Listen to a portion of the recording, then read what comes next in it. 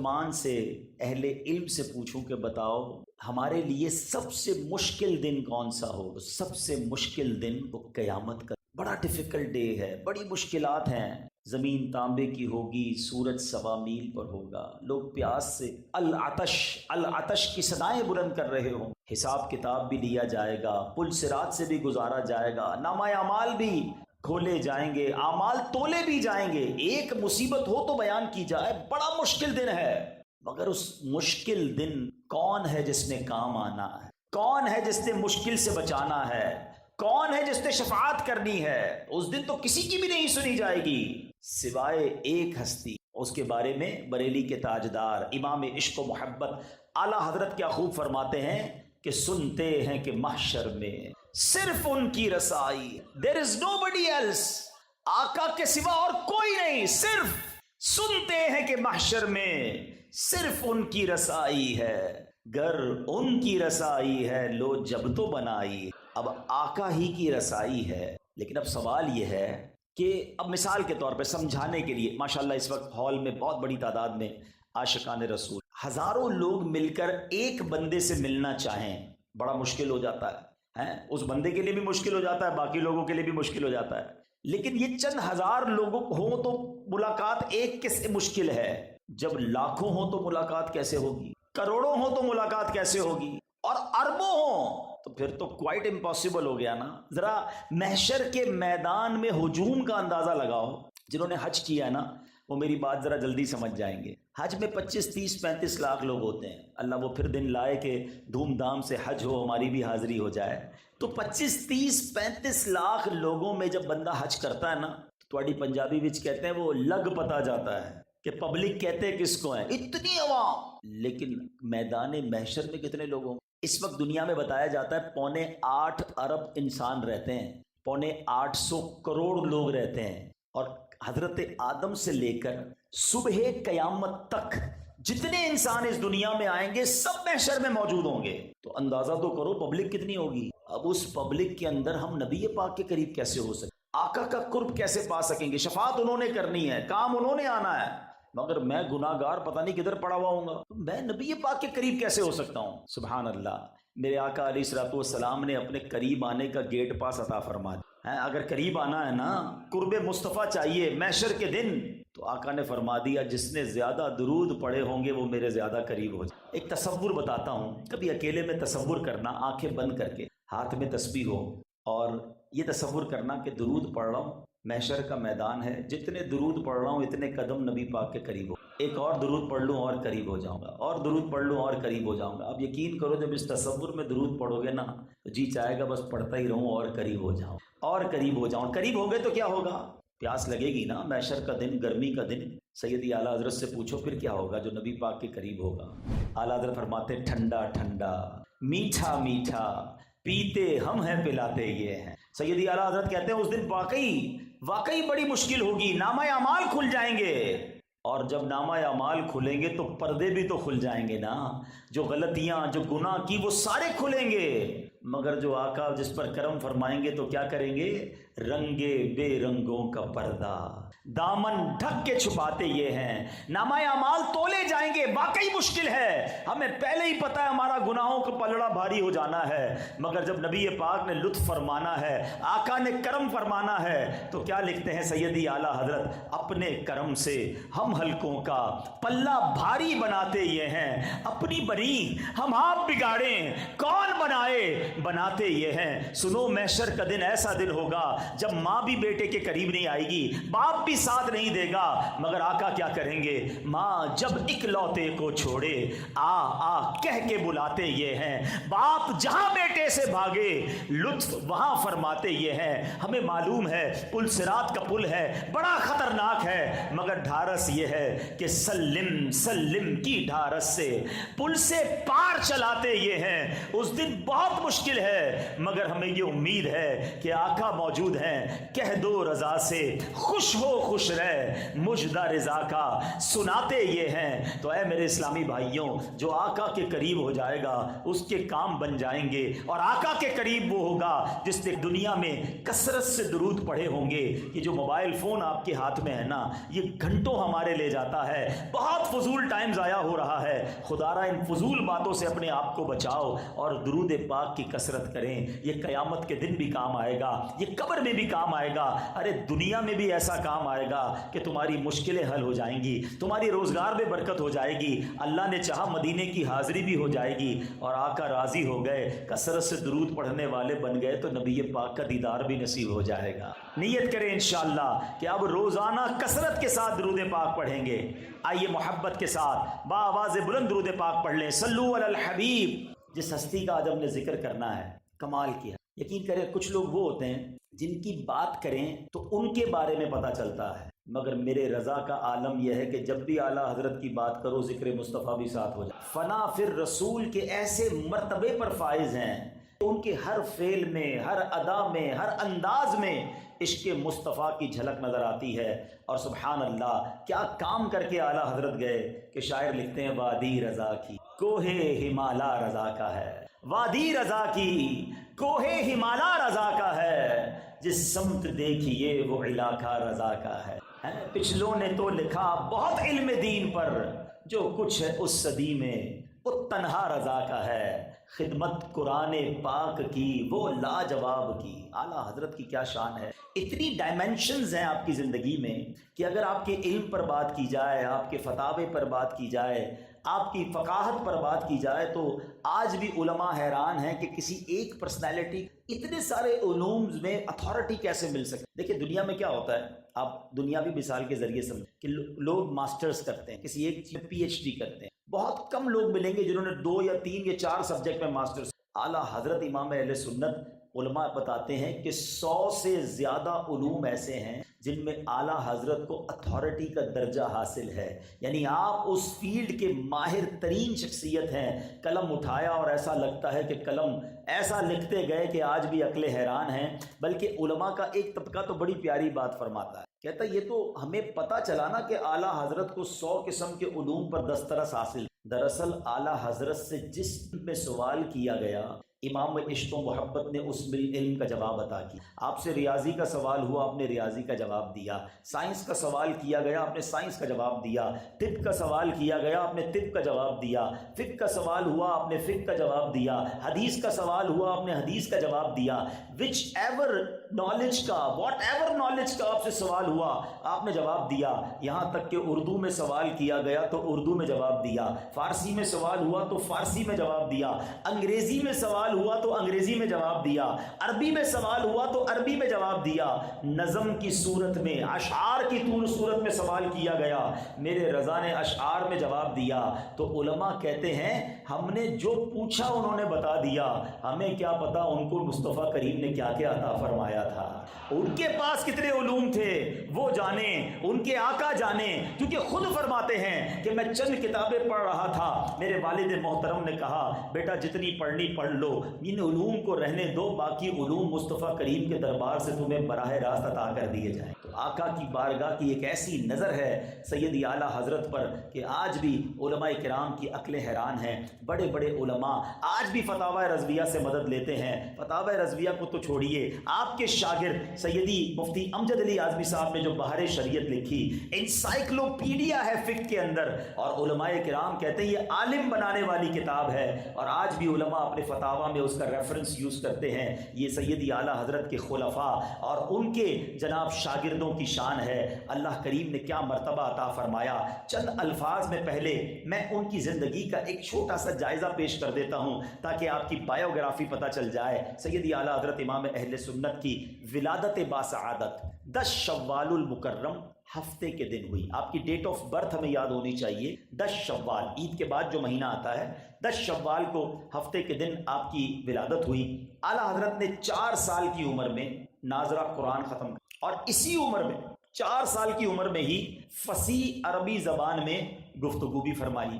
اعلیٰ حضرت نے تقریباً 6 سال کی عمر میں پہلا بیان فرمایا۔ سیدی اعلیٰ حضرت نے 13 سال 10 ماہ اور 4 دن، یعنی ابھی 14 سال کے نہیں ہوئے، آپ نے علوم درسیہ اسلامیہ سے فراغت حاصل کی، درس نظامی کمپلیٹ کر لیا، آپ کی دستار فضیلت ہوئی اور اسی دن فتویٰ لکھنے کا آغاز فرما دیا۔ صحیح فتویٰ لکھنے پر والد محترم نے آپ کو اسی دن مسند افتاء بھی عطا فرما دی۔ 14 سال کی عمر میں آپ مفتی بن گئے۔ اس عمر میں آپ سوچیں کہ درس نظامی کمپلیٹ کر لینا اور اس کے بعد افتاء فتویٰ لکھنا شروع کر دینا، یہ کیسا اللہ کا خاص کرم تھا۔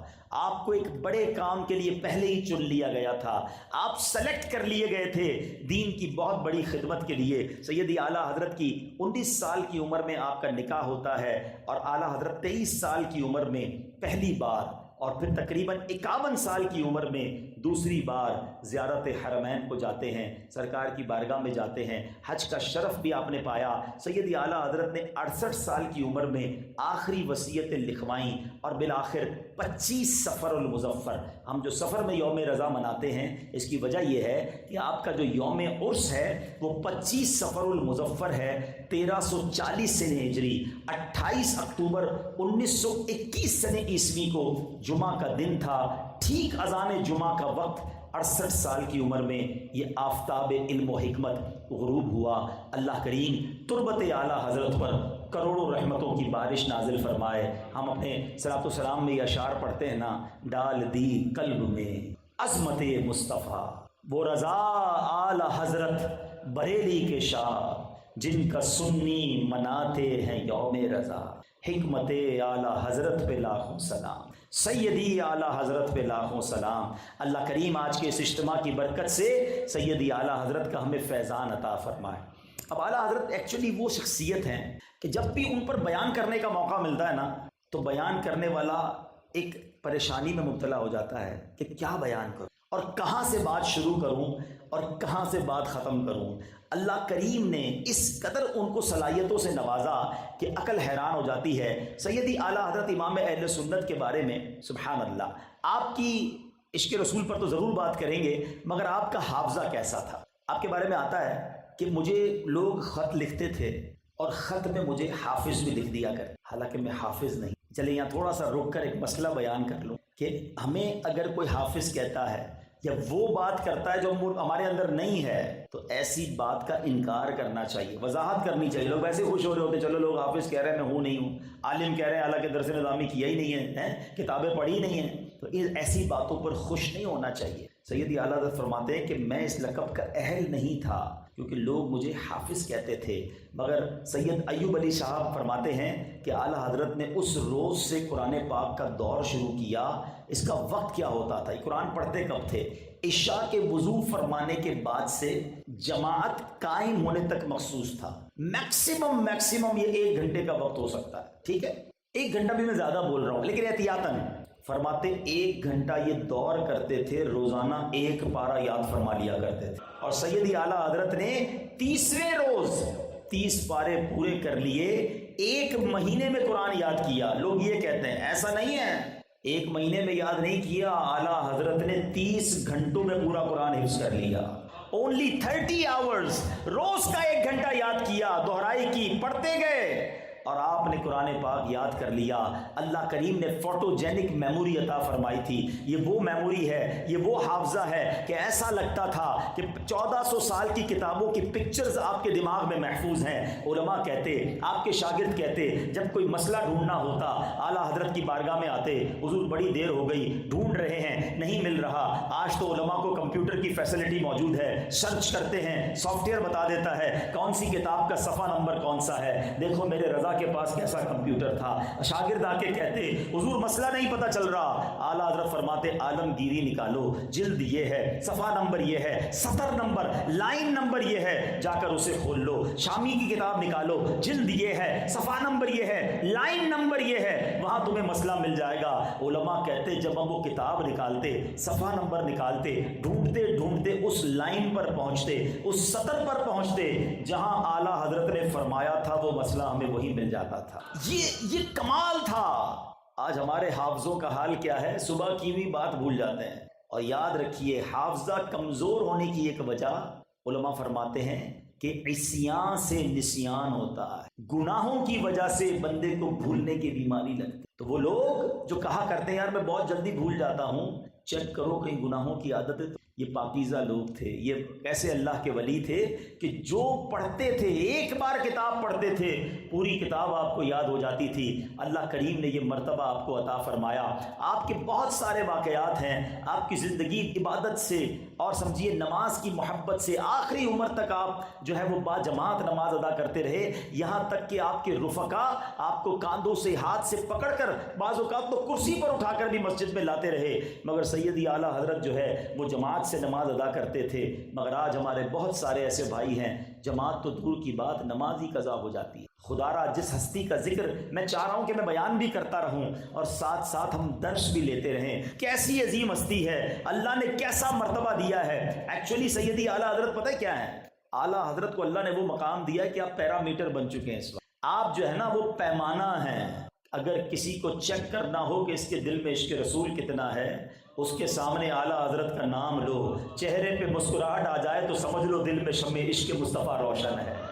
اور بریلی کے تاجدار امام عشق و محبت کا نام سنتے اگر کوئی پریشان ہو جائے تو سمجھ لو کلکے رضا ہے خنجرے خونخوار برق بار، آدا سے کہہ دو خیر منائیں نہ شر کریں، نام ہی اعلیٰ حضرت کا کافی ہے۔ آج پیمانہ ہے میرے رضا، جو اعلیٰ حضرت سے محبت کرنے والا ہے سمجھ آ جاتا ہے کہ عشق رسول کا داعی ہے، اور سیدی اعلیٰ حضرت سے جس کو بغض ہے دراصل یہ بات کچھ اور ہے۔ سیدی اعلیٰ حضرت خود فرمایا کرتے تھے کہ جب وہ گستاخان رسول کی عبارتیں پڑھتے، ان کی گستاخیاں دیکھتے تھے، دھاڑے مار مار کے رویا کرتے، پھر آپ نے رد بلیغ کیا، ان گستاخوں کے بارے میں خوب تحریریں لکھی، اور اب ان گستاخوں نے کیا کیا، سیدی اعلیٰ حضرت کو برا بھلا کہنا شروع کیا، آپ کے بارے میں فتوے لکھنے شروع کیے، آپ کی مخالفت شروع کی۔ آپ کہتے ہیں مجھے بڑی خوشی ہو رہی ہے جتنی دیر یہ مجھے برا بھلا کہتے ہیں میرے محبوب کو نہیں کہتے، میں پیارے آقا کی ناموس کے لیے ڈھال بنا ہوا ہوں، میں اس میں بھی راضی ہوں۔ تو سیدی اعلیٰ حضرت اس قدر بڑا مرتبہ رکھنے والے ہیں، تو ہم اگر ان سے واقعی محبت کرتے ہیں تو ان کے فٹ اسٹیپ کو بھی فالو کریں،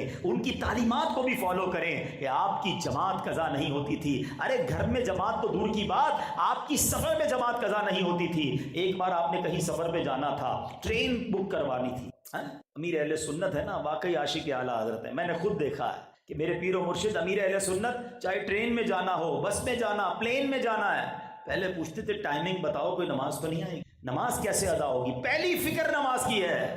سیدی اعلیٰ حضرت کو بتایا گیا کہ آپ ٹرین میں جائیں گے تو آپ کی ٹرین رکے گی نہیں، آپ کی نماز قضا ہو جائے گی۔ تو آپ نے فرمایا طریقہ کیا ہے؟ کہا ایک طریقہ ہے کہ پوری بوگی بک کروا لیں، تو وہ بوگی ایک اسٹیشن پر کھول دی جائے گی ٹرین سے، اور وہاں ٹرین بوگی کھڑی ہو جائے گی، آپ اپنی نماز ادا کر لیں، پھر دوسری ٹرین میں وہ بوگی لگا دی جائے گی، آپ آگے سفر پورا کر لیں۔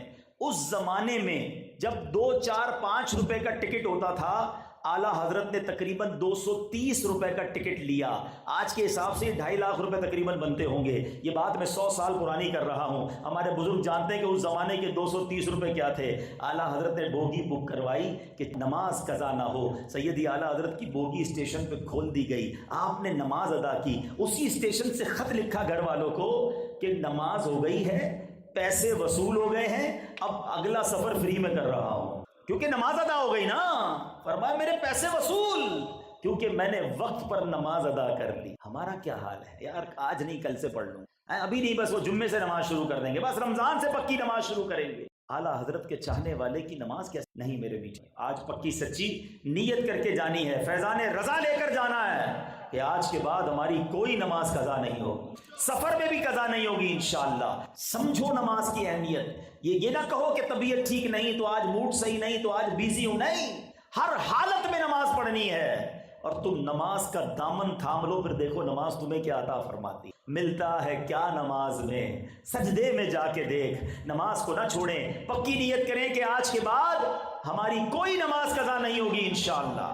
آئے ہائے، عشق رسول کی معراج کیسی تھی، زبانی نہیں، آپ خود کہتے ہیں اگر کوئی میرے دل کے 2 ٹکڑے کر دینا تو ایک ٹکڑے پر لا الہ الا اللہ اور دوسرے پر محمد الرسول اللہ صلی اللہ تعالیٰ علیہ وسلم لکھا ہوا پائے گا۔ سیدی اعلیٰ حضرت کے ہی صاحبزادے ہیں نا، مفتی اعظم ہند مصطفیٰ رضا خان صاحب نوری لکھتے ہیں، اسی کیفیت کو لگتا ہے بیان کرتے ہیں، کہتے ہیں خدا ایک پر ہو تو ایک پر محمد، اگر قلب اپنا دوبارہ کروں میں۔ تو سیدی اعلیٰ حضرت کی شان یہ تھی، اور آپ جب